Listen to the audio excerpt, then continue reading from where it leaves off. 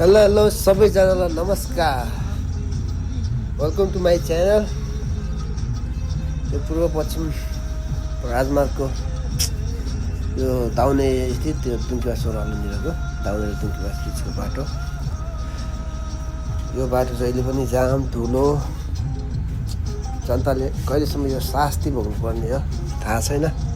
कहिलेसम्म अझै जहिले पनि अब अन्तिम चरणमा छ भन्छ काम। मान्छे धेरै छँदै छैन काम गर्ने। होप्सो कि यो बर्खाभन्दा पहिला नै सकियोस्। यो बर्खासम्म पनि सकिएन भने चाहिँ यो धेरै नै जामहरू भोग्नु पर्नेछ। धेरै दुःख पाइन्छ यो बाटोमा। हामी जनताले चाहिँ यो बर्खासम्म यदि सकेन भने चाहिँ यहाँ धेरै नै जाम हुन्छ यो दाउने बाटोमा,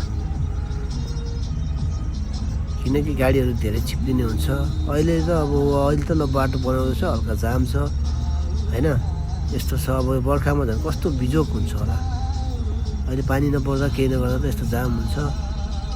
छिटोभन्दा छिटो यो काम होस्, हामी सबै नै यही चाहन्छौँ। हस्त, धन्यवाद।